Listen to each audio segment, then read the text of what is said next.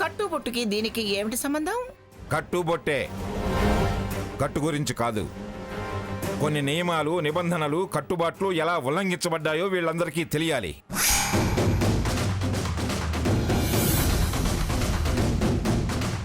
చెప్పనేమంగా, ఎవరేం చెప్పినా నిర్ణయాలు డైరెక్టర్స్వే కదా. డైరెక్టర్స్ నా వైపు ఉన్నారని తెలియదు దీనికి. నువ్వు చెప్పు సాకేత్. మా గ్రాని ఇదివరకు వ్యాపారాన్ని ధర్మంగా నిబద్ధతో చేయమనేది. అలాంటిది గ్రాని ఈవేళ ఇలా చూస్తుంటే చాలా ఆశ్చర్యంగా, బాధగా ఉంది.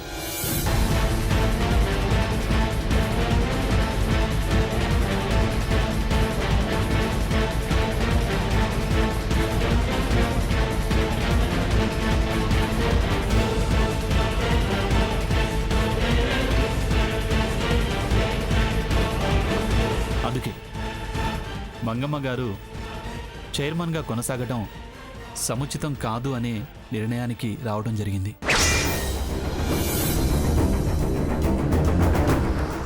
ఇప్పుడు నేను చెప్పింది మీరు అర్థం చేసుకొని మీ అభిప్రాయాన్ని చేతులెత్తి అనుకూలమో ప్రతికూలమో తెలియజేస్తే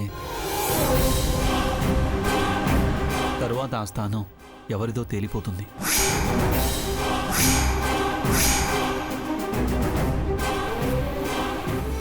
నన్నే చైర్మన్ పదవి నుంచి దించే స్థాయికి వచ్చావా? నువ్వైనా నేనైనా కంపెనీ పరువు ప్రతిష్టలకి, ఆర్థిక పరమైన వ్యవహారాలకి నష్టం కలగజేస్తే ఊరుకోరు.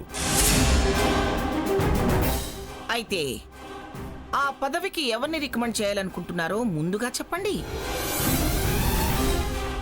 వాళ్ళ ఆలోచన నీకింకా అర్థం కాలేదా మంగా?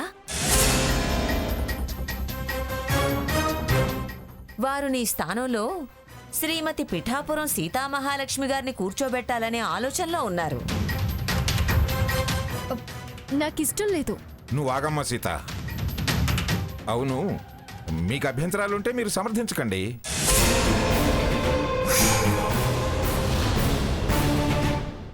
మీరెవరైనా ఆ స్థానానికి ఫలాని వారు అర్హులు అని సూచించండి. మంగమ్మ గారు, మీరు తప్పుగా అనుకోకండి. నేను పిఠాపురం స్వర్ణలతాదేవిని ప్రపోజ్ చేస్తున్నాను. మమ్మల్ని అన్నప్పుడే మీరు ఎవరిని ప్రపోజ్ చేస్తారో మాకు అర్థమైంది. మమ్మల్ని ఇప్పుడు తప్పుపట్టారు, కానీ మీరు మా గ్రాని తొలగింపుకు సుముఖంగా ఉన్నారనేగా అర్థం. మీరు మీ అభిప్రాయాన్ని బయట పెట్టాక ఇక తప్పనిసరి అయింది. కాదనొచ్చుగా, నాన్నమ్మనే కంటిన్యూ చేయమనొచ్చుగా. అవును, నేను కంటిన్యూ అవ్వమనే చెప్తున్నాను. అమ్మమ్మే కంటిన్యూ అవ్వాలి. ఇంత దాకా వచ్చాక వారిని ఎలా కంటిన్యూ చేస్తాం? అది జరగని పని.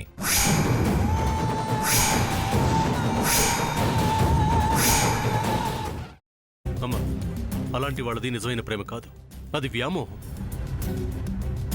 ఎగ్జాక్ట్లీ చిన్నత్త. నిజంగా ప్రేమించుకున్న వాళ్ళు అలా చేయరు. ఎంత మనసు విరిగిపోతే కన్న కూతుర్ని పట్టుకొని మా దృష్టిలో చచ్చిపోయా ఉంటుందా తల్లి?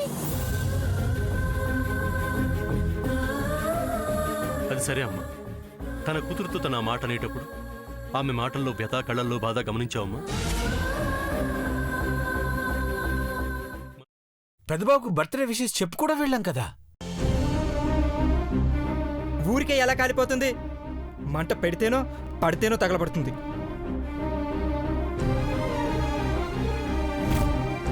కరెక్ట్ చిన్నబాబు, నీకొచ్చినట్టే నాకు డౌట్ వచ్చింది. పార్వతే షర్టును తగలబెట్టిందనుకుంటా.